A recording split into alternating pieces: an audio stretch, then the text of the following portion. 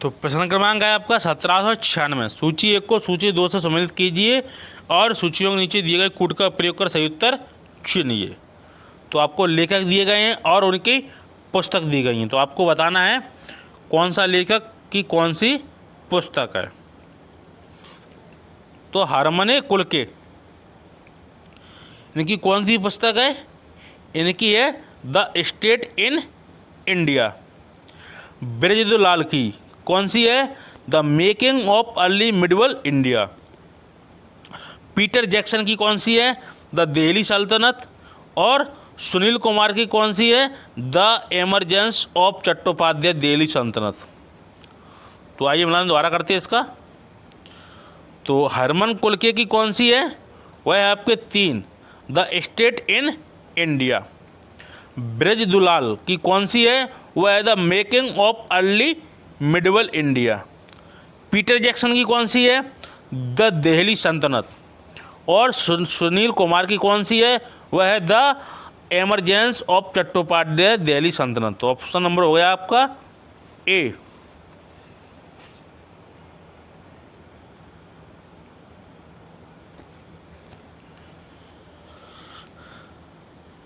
अगला प्रश्न 1797।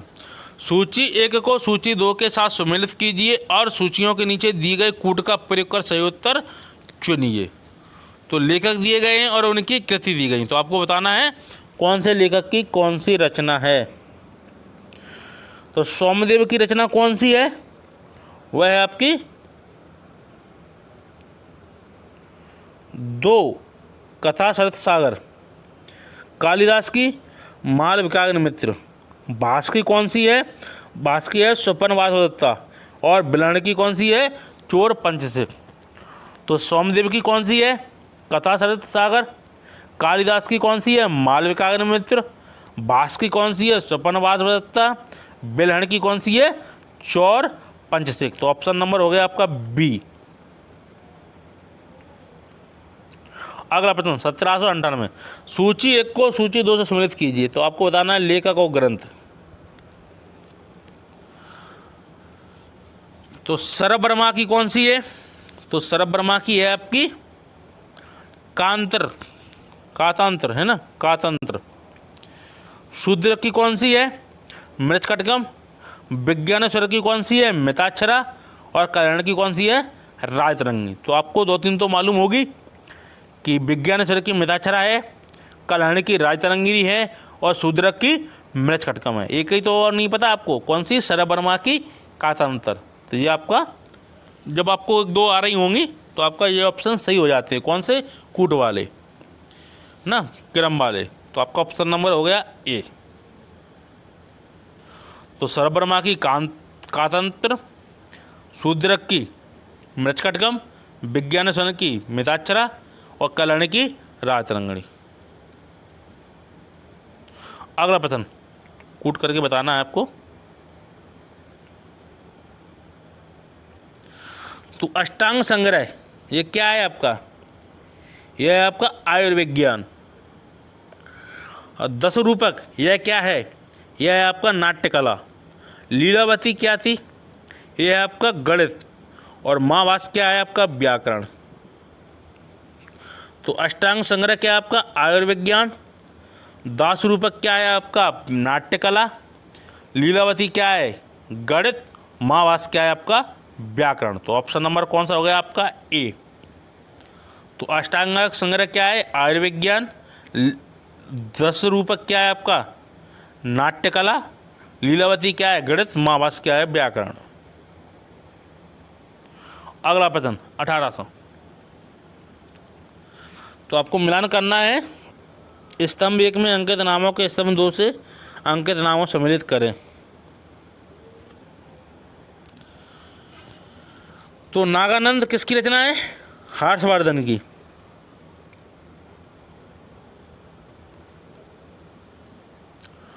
हर्षचरित किसकी रचना है? वह आपकी बाणभट्ट की। तुगलकनामा किसकी रचना है? अमीर खुसरो की। ताउलमो किसकी रचना है? राजा राम मोहन राय की। नील दर्पण किसकी रचना है? वह दीनबंधु मित्र की। हो गया। तो नागानंद किसकी रचना थी? हर्षवर्धन की। हरिश्चरित किसकी रचना है? बाणभट्ट की। तुगलकनामा किसकी रचना है? अमीर खुसरो की। और ताओलुमो किसकी रचना है? राजा राम मोहन राय की। और नील दर्पण ये किसकी रचना है? दीनबंधु मित्र की।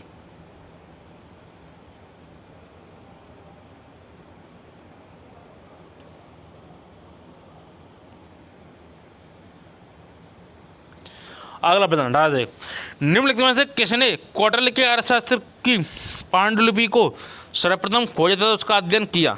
तो किसने कौटिल्य के अर्थशास्त्र की पांडुलिपि को सर्वप्रथम खोजा तथा उसका अध्ययन किया था? तो वह कौन था? तो वह था आपका आर समाशास्त्री।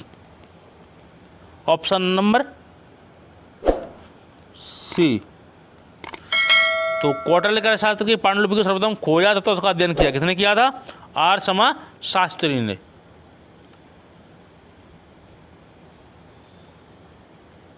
अगला प्रश्न प्राचीन भारत की निम्नलिखित पुस्तकों में से किस एक में शुंग राजवंश के संस्थापक के पुत्र की प्रेम कहानी है? मालविकाग्नि मित्र में, सुपन वासवदत्ता में, मेघदूत में, रत्नावली में। तो किस में है ये आपकी मालविकाग्नि मित्र में। तो प्राचीन भारत की निम्नलिखित पुस्तकों में से किस एक में शुंग राजवंश के संस्थापक के पुत्र की प्रेम कहानी है? किसमें है? मालविकाग्नि मित्र में। किसने लिखा था? कालिदास ने।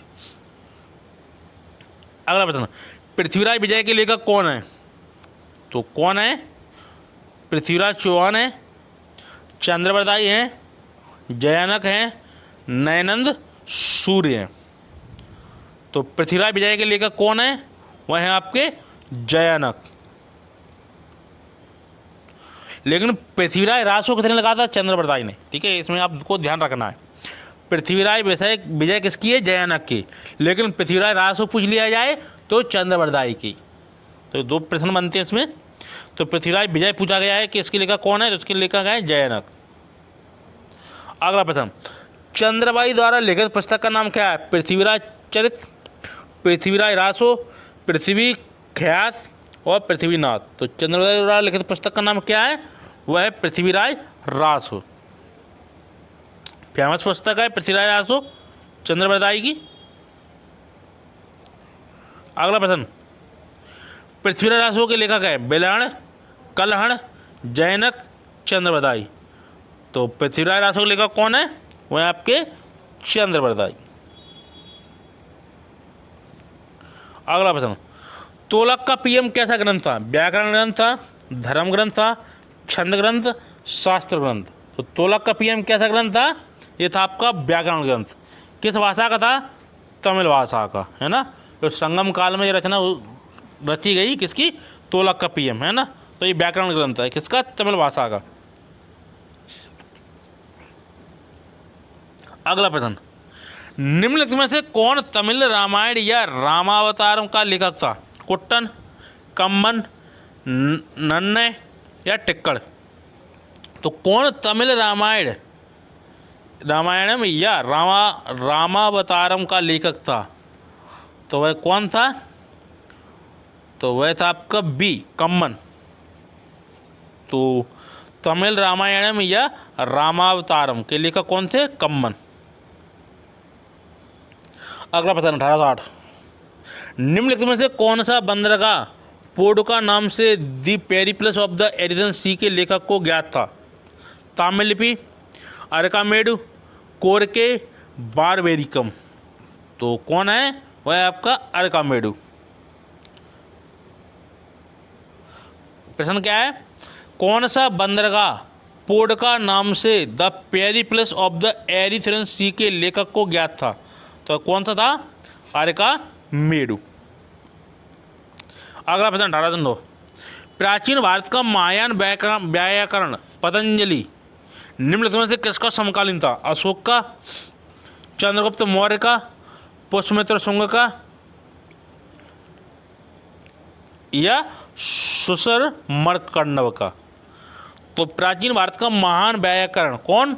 पतंजलि। किसके समकालीन थे? तो वह थे आपके पुष्यमित्र शुंग के। Option number C. तो पतंजलि किसके समकालीन थे? पुष्यमित्र शुंग के। अगला प्रश्न 1810, अपने ऊपर निर्भर पत्नी और बच्चों के लिए समुचित व्यवस्था किए बिना भिक्षु बनने वाले व्यक्ति के लिए किसने दंड की व्यवस्था की है? याज्ञवल्क्य ने, मनु ने, कौटिल्य ने, नारद ने। तो किसने की है? ये की है कौटिल्य ने। Option number C. तो प्रश्न क्या है? अपने ऊपर निर्भर पत्नी और बच्चों के लिए समुचित व्यवस्था किए बिना, है ना, भिक्षु बनने वाले व्यक्ति के लिए किसने दंड की व्यवस्था की है? यानी कि जिसने शादी कर ली और उसके पत्नी हैं और बच्चे हैं, तो उनकी व्यवस्था किए बगैर वह साधु बन जाता है, भिक्षु बन जाता है। भिक्षु किस धर्म में बनता था? बौद्ध धर्म में। तो कौटिल्य ने कहा ऐसे व्यक्ति को दंड का भागी होना चाहिए। ठीक है, उनकी व्यवस्था किए बिना तुम भिक्षु नहीं बन सकते। तो एक प्रश्न ये है आपका। अगला प्रश्न, अष्टाध्यायी के लेखक थे पाणिनि, वेदव्यास, सुखदेव, वाल्मीकि। तो अष्टाध्यायी के लेखक कौन है? वो है आपके पाणिनि। अगला प्रश्न, संस्कृत नाटकों में सामान्य पात्र विदूषक प्राय किस वर्ण का होता है? क्षत्रिय, ब्राह्मण, वैश्य, शूद्र। तो संस्कृत नाटकों में सामान्य पात्र विदूषक प्राय किस वर्ण का होता है? तो वह होता है आपका बी, ब्राह्मण वर्ण का। तो संस्कृत नाटकों में सामान्य पात्र कौन? विदूषक प्राय किस वर्ण का होता है? ब्राह्मण वर्ण का। अगला प्रश्न 1813, तिरुवाचकम जिसका तमिल धार्मिक साहित्य में उपनिषदों जैसा स्थान है में किसकी रचनाएं संग्रहित हैं?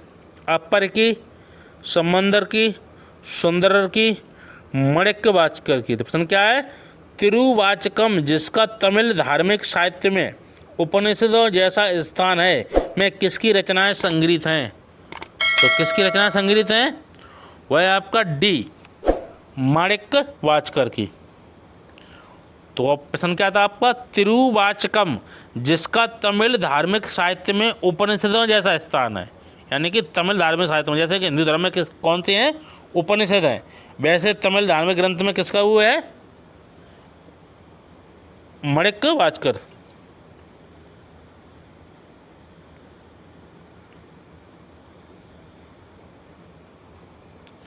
अगला प्रश्न, शिल्पाधिकारम की नायिका कौन थी? शुभकरा, बड़कपुत्री, आदित्य भार्या, उक्त में कोई नहीं। तो प्रश्न क्या है? शिल्पाधिकारम की नायिका कौन थी? तो शिल्पाधिकारम की नायिका थी आपकी बड़कपुत्री। Option number B. तो शिल्पाधिकारम की नायिका कौन थी? बड़कपुत्री। अगला प्रश्न, मणिमेखले का लेखक कौन है? मणिमेखले या मणिमेखले, है ना? पुष्पगुप्त, सत्यनार, रवि वर्मा, उक्त में कोई नहीं। तो मणिमेखले के रचनाकार कौन है? वह है आपके सत्यनार। ठीक है, मणिमेखले नहीं है, मणिमेखले है ना। तो मणिमेखले का लेखक है सत्यनार। अगला प्रश्न 1816, निम्नलिखित में से कौन गुप्त काल में अपनी आयुर्विज्ञान विषयक रचना के लिए जाना जाता है? शूद्रक, सौमिल्य, शौनक, सुश्रुत। तो कौन गुप्त काल में अपनी आयुर्विज्ञान विषयक रचना के लिए जाना जाता है? तो कौन जाना जाता है? वह है सुश्रुत। Option number D. तो निम्नलिखित में से कौन गुप्त काल में अपनी आयुर्विज्ञान विषयक रचना के लिए जाना जाता है? वह है आपका सुश्रुत।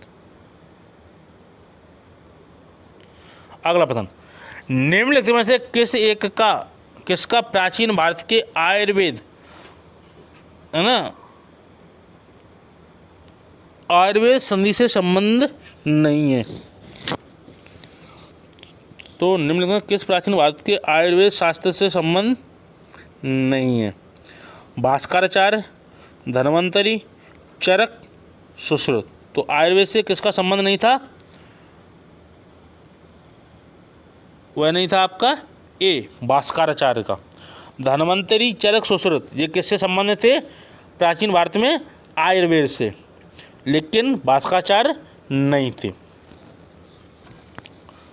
तो धन्वंतरी, चरक, सुश्रुत ये प्राचीन भारत में आयुर्वेद से संबंधित थे, यानी कि चिकित्सक थे।